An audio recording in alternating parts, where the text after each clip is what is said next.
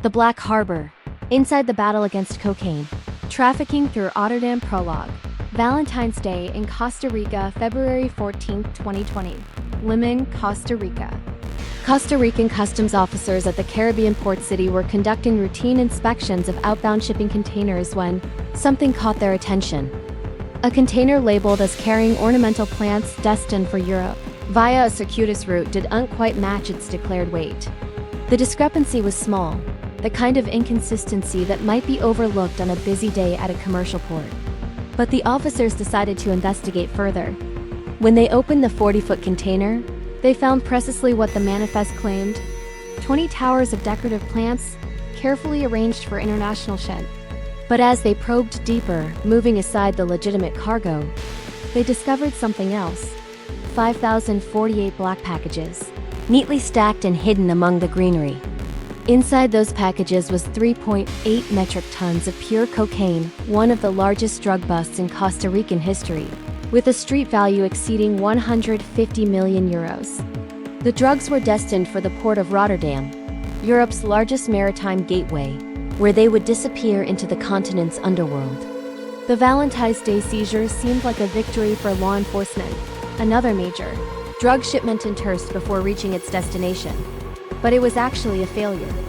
Not of the Costa Rican police who had performed their jobs admirably, but of something far more sophisticated. A carefully orchestrated scheme involving hackers, corrupt port employees, and international criminal networks that had been successful among hundreds of tons of cocaine through Europe's commercial ports. What authorities in Costa Rica didn't yet know was that thousands of miles away in the port city of Rotterdam, Netherlands, a 41-year-old father of two named Davy de Bach had been instrumental in planning the shipment from behind his computer keyboard. And the Costa Rica seizure was just one data point in a massive criminal operation that European police were only beginning to understand. This is the story of the Black Harbor, the term European law enforcement gave to the networks of hackers, corrupt employees, and trafficking organizations that have transformed Rotterdam and other European ports into gateways for unprecedented quantities of cocaine. It's a story of technological sophistication meeting Gantsian criminal impulses, of billion-dollar drug trafficking operations hiding within legitimate global commerce, and of law enforcement's desperate race to secure ports that were built for efficiency, not security. Part 1, Rotterdam Gateway to Europe, the port, an economic marvel. To understand how Rotterdam became Europe's cocaine capital, one must first understand the port itself, an engineering and logistical marvel that handles more cargo than almost any other port in the world. The port of Rotterdam stretches for 40 kilometers along the North Sea coast and the rivers Neva, Maas, and Rhine. It covers approximately 12,500 hectares of land and water, making it larger than the city of Paris. In 2023, the port handled approximately 467 million tons of cargo, making it the 12th busiest port globally and by far the largest in Europe. More than 30,000 seagoing vessels and 105,000 inland vessels call at Rotterdam annually. The port employs approximately 385,000 people directly and indirectly and generates approximately 22 billion euros in added value for the Dutch economy. It is, quite literally, the economic engine of the Netherlands and a crucial logistics hub for all of Europe.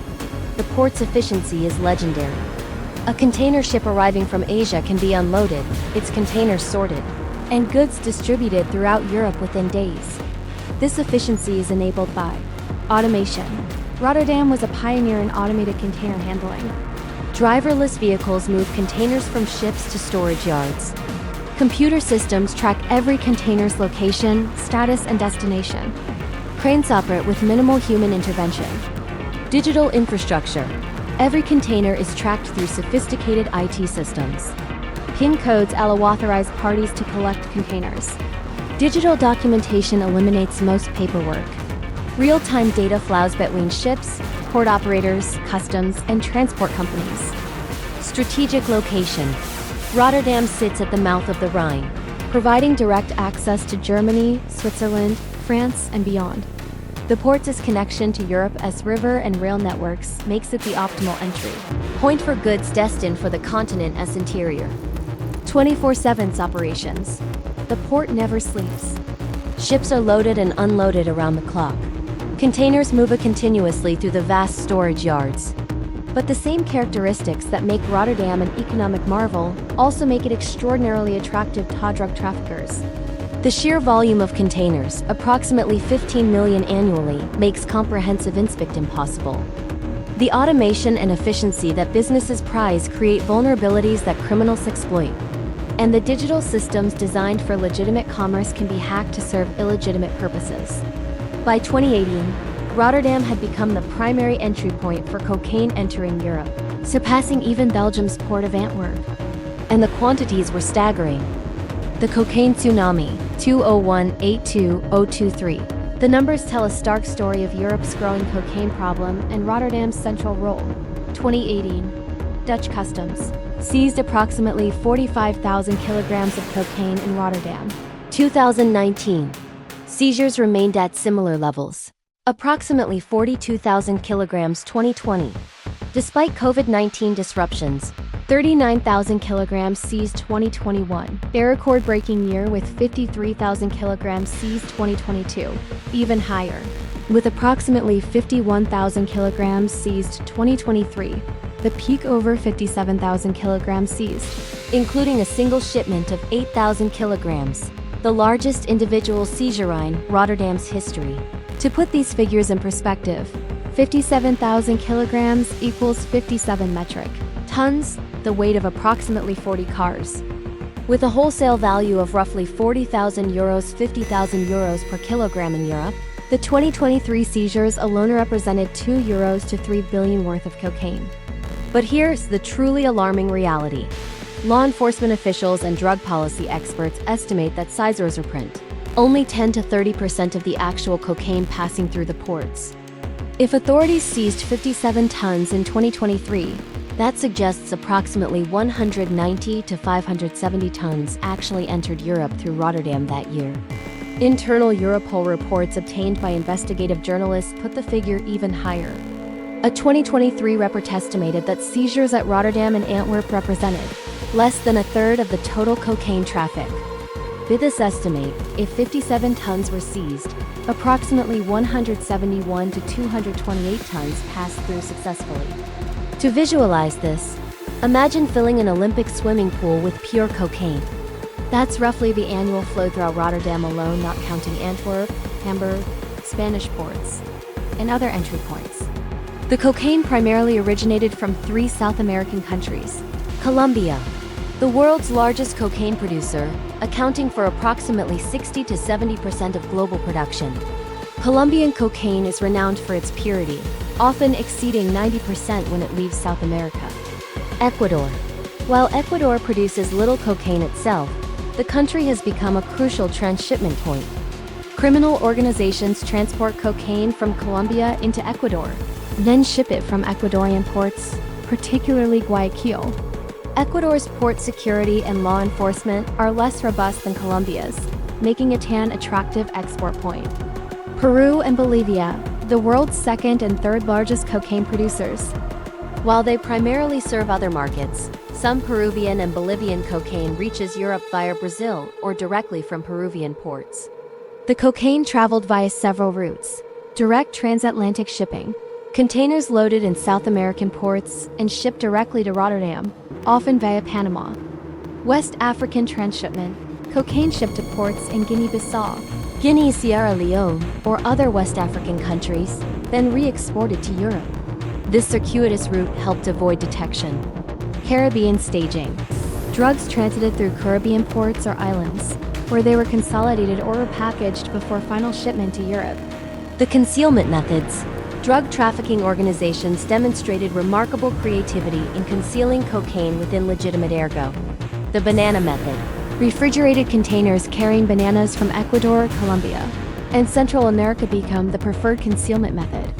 Several factors made this ideal. Bananas are shipped in huge volumes, millions of tons annually to Europe. Refrigerated containers are sealed and temperature controlled, discouraging random inspection. The fruit industry's supply chain is time sensitive, creating pressure to move containers quickly. Banana's strong odor can mask cocaine smell from drug-sniffing dogs in one case.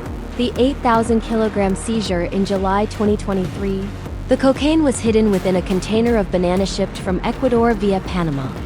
Customs officers found the packages with help from drug detection dogs and container scanning technology.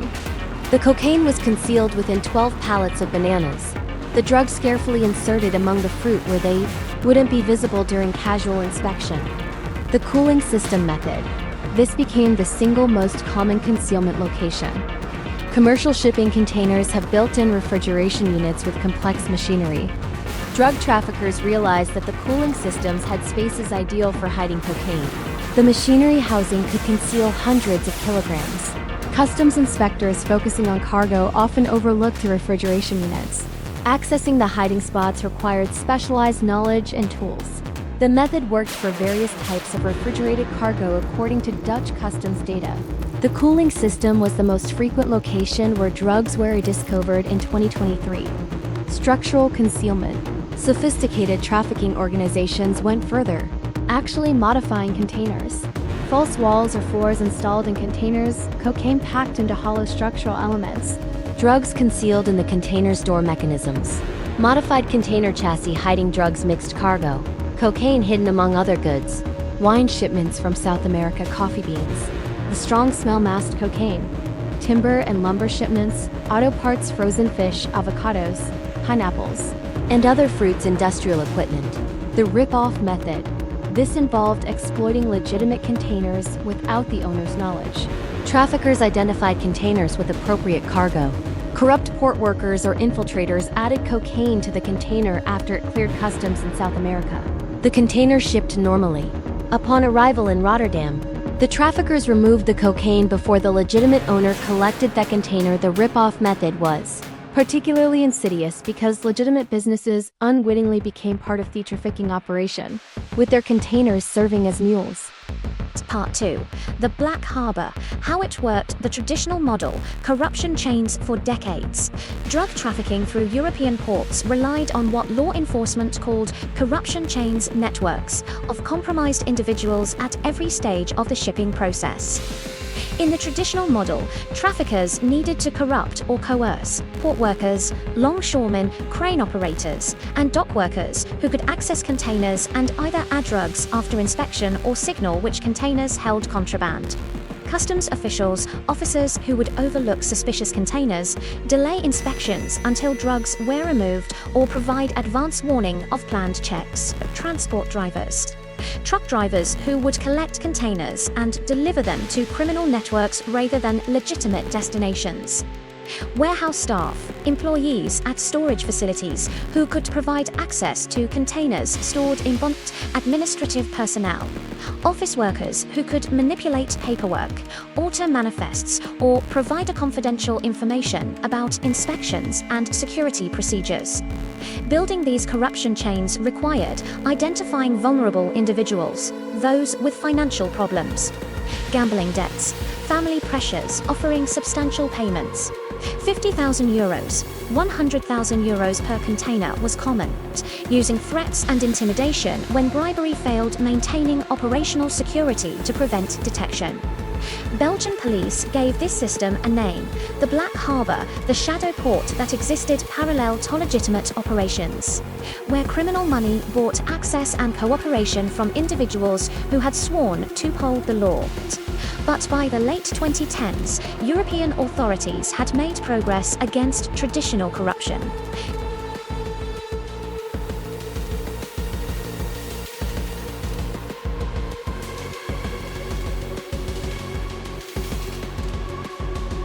So criminal organizations adapted.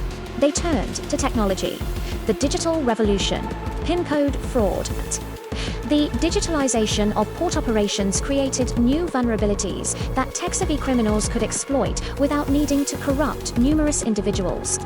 The key vulnerability was the PIN code system. When a shipping company books cargo space and pays freight charges, the shipping line assigns a unique PIN code to that container. This code serves as proof of ownership and authorization. To collect a container at the port, a transport company must present the correct PIN code, a valid release order, proper identification. The container's bill of lading number. In theory, this system ensures that only authorized parties can collect containers. In practice, it created a single point of failure that criminals could exploit.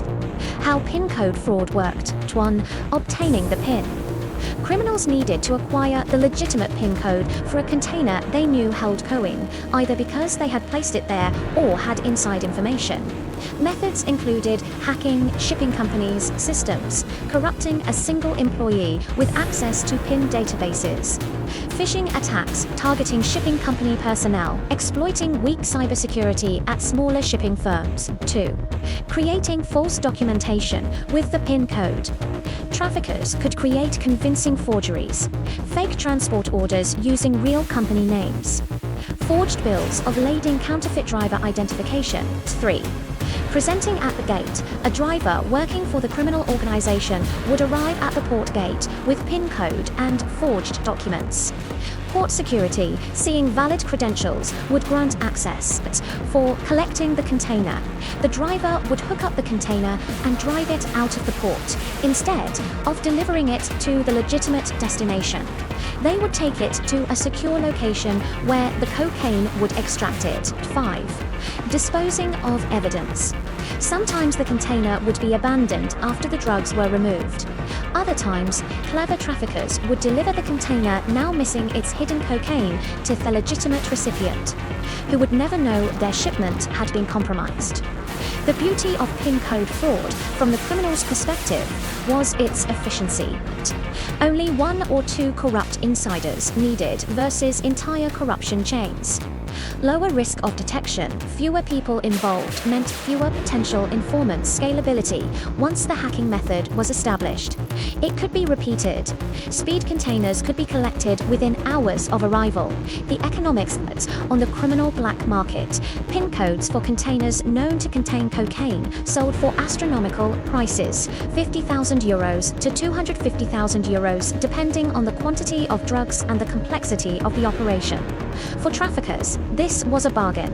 A container holding 1 ton of cocaine represented wholesale value of €30 to 50 million. Paying €200,000 for the PIN code was just 0.4 to 0.7% of the loads.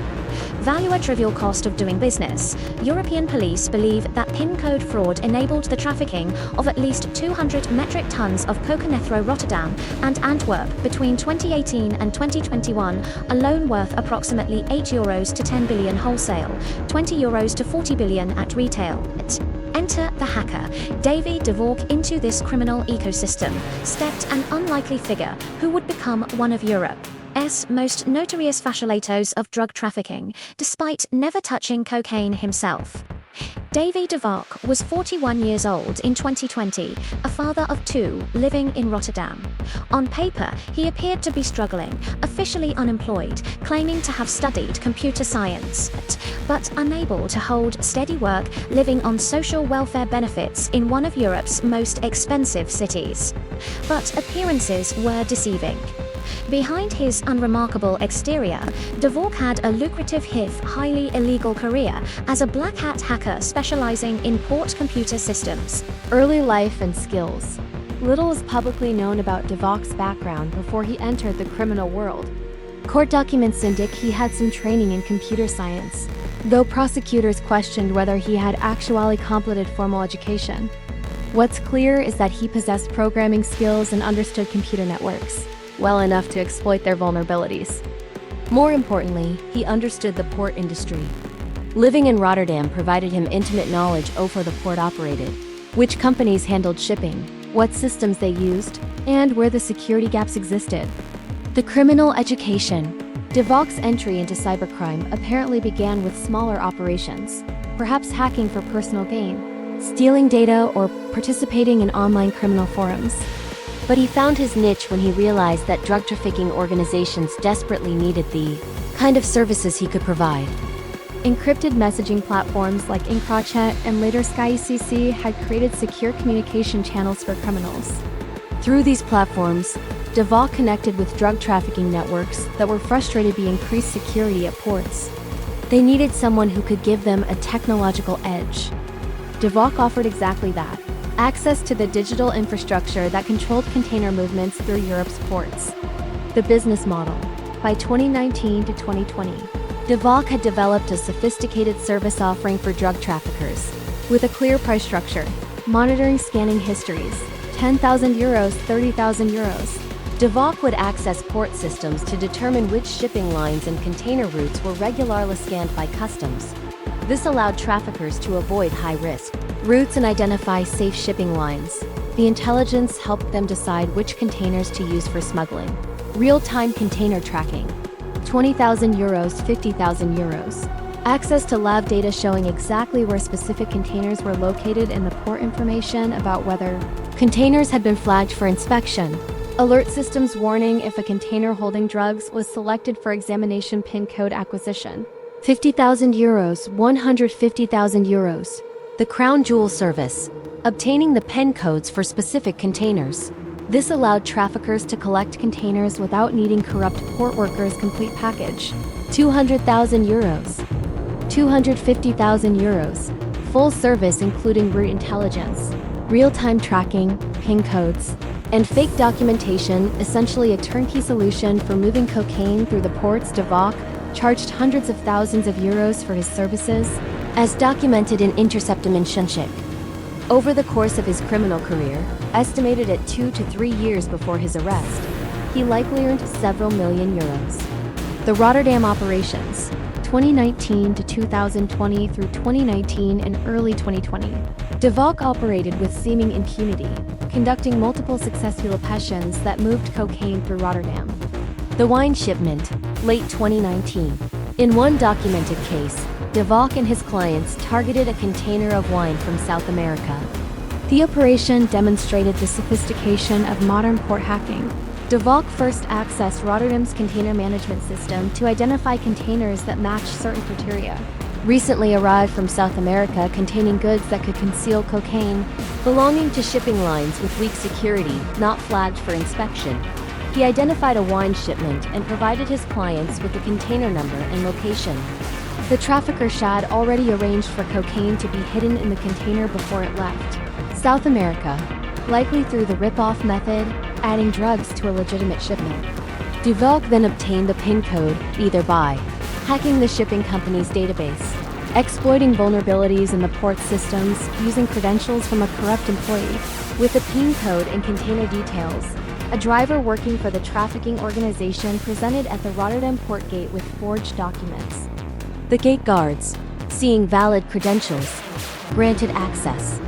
The driver collected the container and drove it to a warehouse in a nearby industrial area. There, the cocaine was extracted from its hiding place within the wine shipment. The traffickers then faced a choice: abandon the container, which would immediately alert authorities that something was wrong, or deliver it to its legitimate destination minus the hidden cocaine. They chose the latter, a risky but clever move. The container was delivered to the wine importer, who never knew their shipment had been compromised. Without a specific reason to suspect anything, authorities wouldn't investigate. The traffickers had successfully moved cocaine through the port without triggering any alarms. But this operation would eventually unravel, leading police to DeVac. The avocado bust. August 2024. Not all of DeVac's operations succeeded. In one case from August 2024, after his arrest but involving networks had helped establish, Dutch officials seized 514 kilograms of cocaine hidden in a shipment of avocados from Peru. The containers had originated in Peru and traveled via Panama to Rotterdam. Police intercepted the shipment where traffickers could collect it, suggesting that law enforcement had developed intelligence about the operation, possibly from monitoring criminal communications or from informants within the trafficking networks. Desperate race to secure ports that were built for efficiency, not security. The Uthalers, Rotterdam's drug extractors. While DeVac and other hackers provided the technological infrastructure for cocaine trafficking, another crucial component was needed: people physically willing to enter the port and retrieve the drugs. These individuals became known as youthellers, Dutch for extractors or collectors. The youtheller phenomenon became one of Rotterdam's most visible manifestations of the cocaine crisis, and one of the most disturbing, because the youthellers were overwhelmingly young, often teenagers. The profile of a youtheller. According to Dutch Prosecution Service statistics, 42% of arrested youthellers in 2024 were between 18 and 22 years old. But many were younger, some as young as 14. The youngest youtheller arrested in 2024 was just 14 years old. The oldest was 63. Most came from Rotterdam itself, particularly Rotterdam Zuid, Rotterdam South, a neighborhood with high unemployment and social challenges. Others came from nearby cities like Amsterdam and The Hague. Some were from immigrant backgrounds, particularly Moroccan Dutch youth. Many already had criminal records for theft, burglary, assault, or other offenses before graduating to port infiltration. Why teenagers? Criminal organizations deliberately recruited young people for several reasons. Lower legal consequences. Until the Youth Alert Switch extractor law was implemented on January 1, 2022. Being caught on port property without authorization resulted only in a fine. Juveniles faced even lighter consequences. This made using teenagers a low-risk proposition for trafficking organizations. Desperation for money. Young people from economically disadvantaged backgrounds saw youthallen as easy money. €1,000 to €5,000 for a few hours of work was extraordinarily tempting when legitimate jobs paid minimum wage. Physical capability. The work required climbing fences, crawling through containers, carrying heavy drug packages, tasks suited to young, fit individuals. Disposability. From the organization's perspective, youthallers were expendable. If one was caught, another could easily be recruited. Less suspicion. Younger individuals might attract less attention than obvious criminals. Social media recruitment. Teenagers lived online, making them accessible through Instagram, Snapchat, and messaging apps where trafficking organizations actively recruited. The process. A typical youthallen operation worked like this. 1. Recruitment. Criminal organizations identified potential youthellers through social media, personnel connections, or by approaching young people in certain neighborhoods. The pitch emphasized easy money with minimal risk. 2. Briefing. The youthallers would be given specific information, which container to target, where it was located in the port's vast storage yards, what the drugs were concealed in, and how to extract them. This information often came from hackers like Devok or corrupt port employees. 3. Transportation. The youthallers would be driven to the port perimeter, often late at night or in early morning hours when security was stretched thin. 4. Infiltration. Several methods were used. Fence climbing, simply climbing over perimeter fences, often at locations identified as having blind spots in security camera coverage. Trojan containers. Hiding inside legitimately authorized containers that were being delivered to the port, then emerging once inside stolen or borrowed cargo cards. Using the access cards of legitimate port employees, stolen, borrowed, or obtained from corrupt workers. Following authorized vehicles, slipping through gates immediately behind trucks that had proper authorization. 5. Extraction. Once inside, the youthallers would locate the target container, a major challenge in port yards covering square kilometers and holding thousands of containers. They would break into the container, locate the hidden cocaine, often in sports bags concealed within legitimate cargo and loaded into backpacks or bags. 6. Exfiltration, the most dangerous phase. Youthallers had to exit the port with dozens of kilograms of cocaine, either by retracing their entry route or by loading drugs into a legitimate container being authorized to leave, a Trojan container in reverse. 7. Handoff. Successfully exited youthallers would meet handlers at predetermined locations outside the port, hand over the cocaine, and receive payment. The reality was far less glamorous than the recruitment pitch suggested. Many youthallers were caught, 452 in 2023 alone, though this dropped to 266 in 2024 as security improved. Those caught faced arrest, criminal records that would follow them for life, and increasingly serious legal consequences. The work was also dangerous. Youthallers operated in darkness among massive machinery, towering container stacks, and moving vehicles. Falls, injuries, and even deaths occurred. Criminal organizations provided minimal support. If a Euthaler was injured during an operation, they were on their own. Moreover, the criminals running these operations were ruthless. Euthalers who failed, who talked to police, or who tried to steal drugs for themselves, faced violent retaliation. Several Euthalers were assaulted or threatened when operations went wrong. The Trojan container method. One particularly sophisticated infiltration technique deserves special attention: the Trojan container method. Criminal organizations would arrange for a legitimate container delivery to a port location. Hidden inside that container would be several Euthalers, along with tools for breaking into other containers. The container would be authorized to enter the port through normal procedures. Once inside the secure port area, the Euthalers would emerge from their hiding place during nighttime hours, Conduct their extraction operation, then either hide back in the original container for exit or find other means of fleeing. This method was so effective that in 2023, Belgian authorities at Antwerp reported that 58 of 127 arrested Euthalers had entered via Trojan containers. By 2024, enhanced security reduced this to just 13 of 111 arrests, evidence that countermeasures were working. Empty depots, the new frontier. As security tightened at main terminal areas, Euthalers increasingly targeted empty depots, locations where empty containers were stored or repaired before reuse.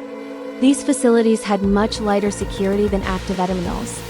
The irony was that some containers at empty depots actually weren't empty.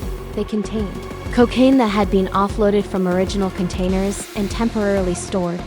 Or Euthalers would target containers at these depots that hadn't yet been fully searched, hoping to find overlooked drugs. Dutch authorities reported in 2023 that a growing number of Euthalers were being arrested at empty depots, indicating that trafficking organizations were adapting to security improvements at primary terminals. Work phones and counter-surveillance. Sophisticated Euthaler operations employed what police called work telephones, work phones. Burner phones used only for single operations, then destroyed. When Euthalers were caught, they would immediately attempt to destroy these phones by breaking them, stomping on them, or even urinating on them to short-circuit the electronics. This indicated that trafficking organizations understood the value of communications intelligence and trained Euthalers in basic counter-surveillance techniques. Part 3. The investigation. Penetrating the Black Harbor. Breaking Sky ECC. The game changer, the investigation that would ultimately expose Davy de Valk and the broader Black Harbor began not in Rotterdam or the Netherlands, but in Belgium and France, with the penetration of the Sky ECC encrypted messaging platform. SKYEC. The criminal's choice. SKYECC was an encrypted messaging service marketed to high-net-worth individuals concerned about privacy.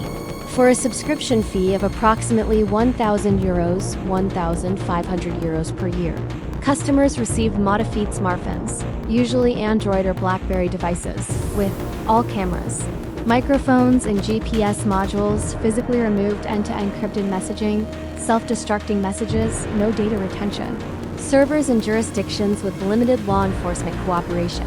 The company claimed military-grade encryption that was impossible to crack. This made Sky extraordinarily popular with drug traffickers, who believed their communications were completely secure. By 2020, an estimated 170,000 Sky ECC devices were in use, with significant concentration in Europe. Belgian and Dutch authorities estimated that 60 to 70% of users were involved in serious organized crime. The infiltration. In late 2020 and early 2021, a joint investigation by Belgian Federal Police, French authorities, and the Netherlands National Police managed to infiltrate Sky EC.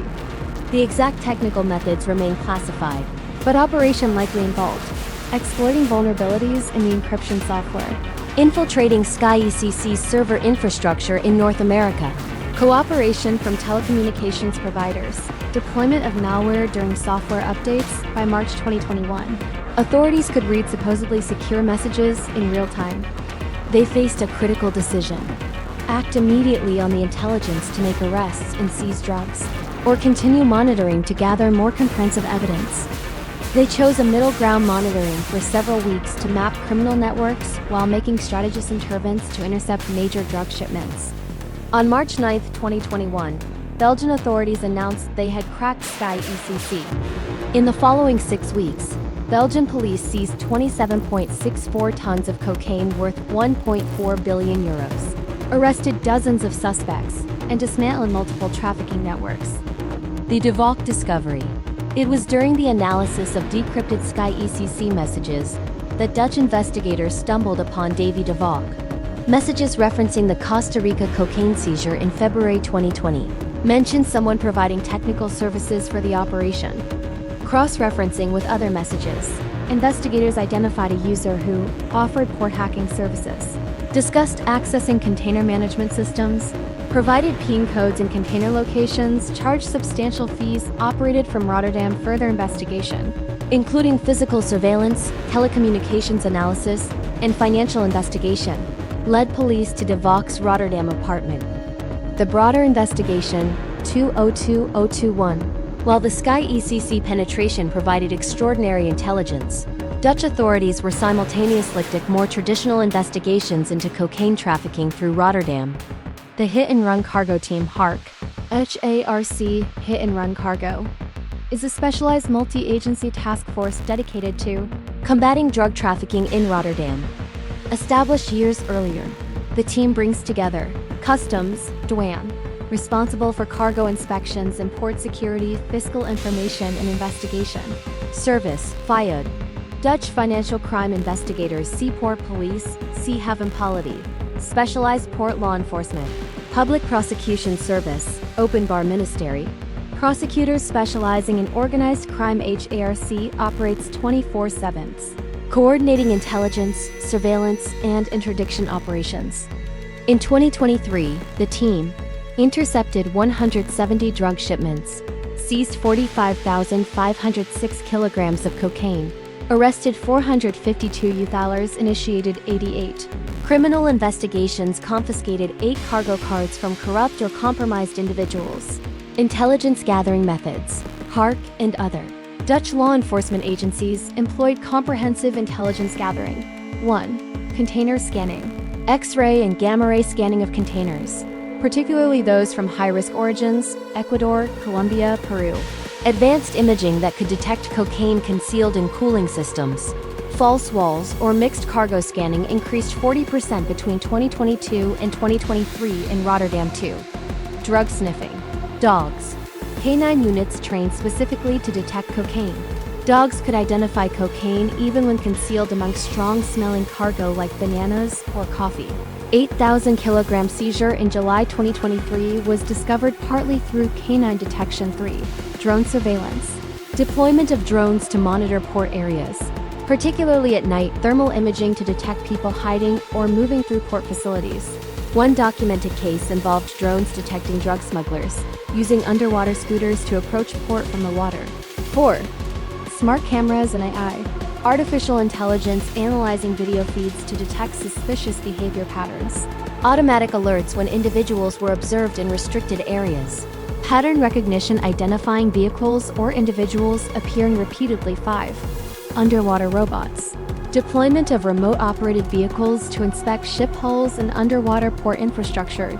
Detection of cocaine packages attached to ships below the waterline. Monitoring of underwater scooters used by smugglers.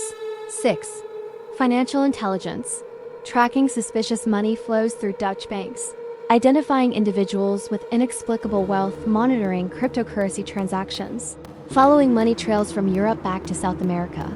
7. International liaison officers. Dutch customs officers stationed in source countries. Brazil, Costa Rica, Panama, Suriname, Ecuador, and Colombia. These officers worked with local authorities to identify suspicious containers before they ship it. For scanning of containers in South American ports. Intelligence sharing about trafficking organizations. 8. Informants. Cultivation of confidential informants within port operations, shipping companies, and criminal organizations. Protected witnesses who provided insider information. Former criminals who cooperated in exchange for reduced sentences. The Information Sharing Center, ISC. A crucial innovation in Rotterdam's fight against cocaine trafficking was the establishment of the Information Sharing Center for Port Safety and Security in 2014. Every 6 weeks, the ISC gathered port safety and security officers from container terminals, operational specialists from Seaport, Police Rotterdam Customs Authority representatives, private security company, shipping company representatives. This public-private partnership was described in a 2023 case study as a unique operational example of cooperation. It allowed information to flow between private companies who had operational intelligence about their facilities, and cargo and law enforcement who had intelligence about criminal organizations. The IC enabled early warning systems when suspicious activity was detected, coordinated security responses, sharing of best practices, development of new security technologies, the Secure Chain Project. One initiative launched through the ISC was the Secure Chain Project, which digitally tracked authorization for container release and collection. Participants could verify in real time whether a driver arriving to collect a container was actually authorized. This directly countered PIN code fraud, even if criminals had the PIN code. The digital authorization system could flag unauthorized collection attempts. September 2021, De Valk's arrest.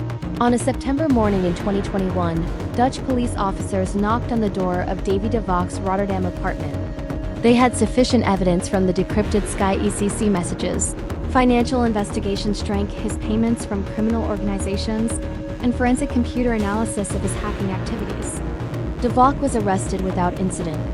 Police seized multiple computers and hard drives, smartphones and tablets, USB drives, documentation related to his hacking activities, evidence of substantial unexplained income. The indictment, Dutch prosecutors charged De Valk with participation in a criminal organization, computer fraud, and unauthorized system access, money laundering, facilitating drug trafficking. The indictment detailed how De Valk had hacked Rotterdam's container management systems to monitor scanning procedures, infiltrated Antwerp's terminal systems using malware on a USB drive provided by a corrupt employee, sold intelligence about container security to drug trafficking organizations, provided PIN codes and container locations, earned hundreds of thousands of euros from these activities. The evidence beyond the Sky ECC messages.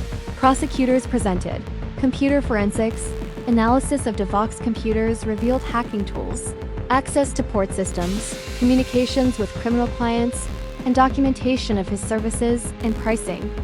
Financial evidence. Bank records and cryptocurrency transactions showed large payments from unknown sources, far exceeding any legitimate income. Testimony. The corrupt Antwerp port employee who had inserted the malware-laden USB drive cooperate with authorities, providing detailed testimony about De Valk's methods. Physical surveillance. Police had conducted surveillance on De Valk before his arrest, documenting suspicious meetings and activities. Expert witness. Cybersecurity experts testified about the nature and sophistication of De Valk's hacking methods. The Antwerp connection. Bob Zwaneveld. De Valk's operation extended beyond Rotterdam to Antwerp, Belgium's major port. His key collaborator there was Bob Zwaneveld, a 57-year-old man who didn't fit the typical image of a criminal mastermind. According to court documents, Zwaneveld had lived for 7 years in a camper van at a recreational park before his 2021 arrest. Despite his unconventional lifestyle, he played a crucial coordinating role in drug smuggling operations. Zwaneveld's responsibilities included connecting De Valk with trafficking organizations needing his services, arranging for the corrupt Antwerp port employee to insert De Valk's malware, coordinating logistics for cocaine extraction operations, managing payments between various parties.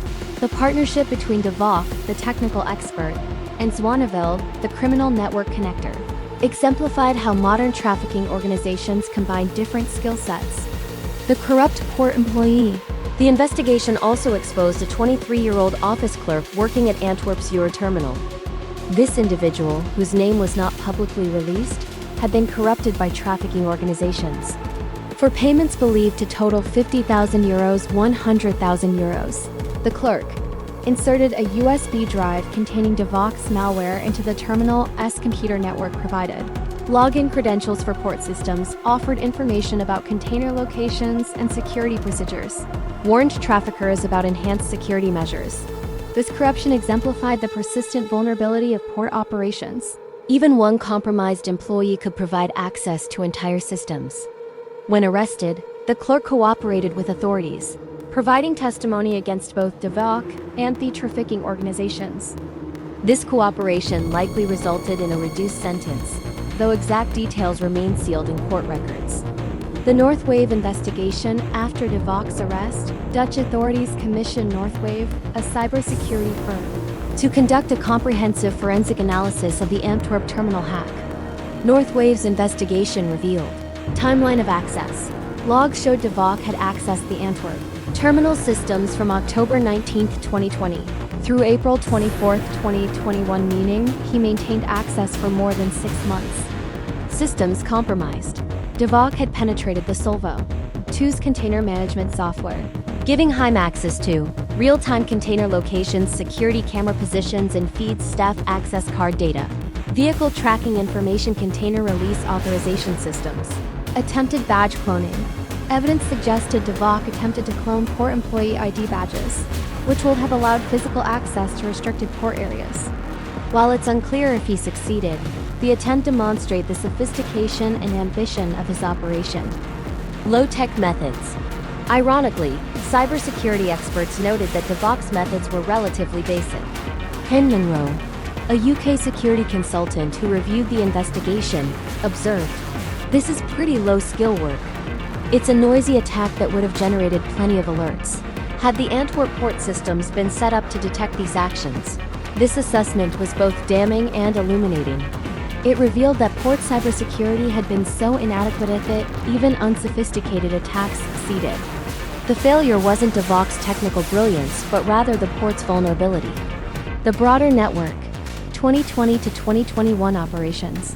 While DeVock's case garnered significant attention, investigations revealed he was part of a broader ecosystem of criminal service providers enabling cocaine trafficking. Other hackers. DeVock wasn't unique. Multiple individuals with hacking skills offered similar services to trafficking organizations. Some specialized in specific ports: Hamburg, Le Havre, Valencia. Others focused on shipping company systems rather than port infrastructure. Corrupt employees. Investigations identified dozens of port employees across Rotterdam, Antwerp, and other European ports who had been corrupted or coerced by trafficking organizations. Transportation networks. Truck drivers, logistics companies, and warehouses that knowingly participated in moving cocaine after its extraction from ports. Money laundering. Financial specialists who helped traffickers convert drug proceeds into seemingly legit assets. Violence infrastructure. Enforcers who intimidated potential witnesses, punished failures, and resolved disputes within the criminal organization. Part 4. The trials and sentences. DeVock in court. 2022-2023. Davy DeVock's trial began in Rotterdam District Court in 2022. The proceedings attracted significant media attention. This was the first major prosecution of a hacker working specifically for drug trafficking organizations. The prosecution's case. Prosecutors presented a compelling narrative. DeVock had made himself indispensable to cocaine trafficking by providing technological solutions that bypassed traditional security. His services had enabled the trafficking of at least 200 tons of cocaine through Rotterdam and Antwerp, with street value exceeding 10 billion euros. Key evidence included decrypted SkyECC messages showing DeVock discussing specific operations, financial records documenting payments totaling hundreds of thousands of euros, computer forensics proving unauthorized access to port systems, testimony from cooperating witnesses, expert analysis of the hacking techniques, the defense strategy. DeVock's lawyers attempted several arguments. 1. Lack of criminal intent. They argued DeVock believed he was helping legitimate businesses navigate complex port systems, not facilitating drug trafficking. This argument was unconvincing given the encrypted communications and cash payments. 2. Technical defenses. Defense experts questioned whether DeVock's access was truly unauthorized, arguing that poor security made systems essentially publicly accessible. 3. Proportionality. The defense argued that DeVock never physically touched drugs and shouldn't be held responsible for the quantities trafficked using his services. Other individuals connected to the network receive sentences ranging from 18 months to 8 years, depending on their roles and levels of cooperation. Thank you for watching. Stay tuned and subscribe to Real Criminal Cases documentary for more videos about police joint operation. New videos posted every week.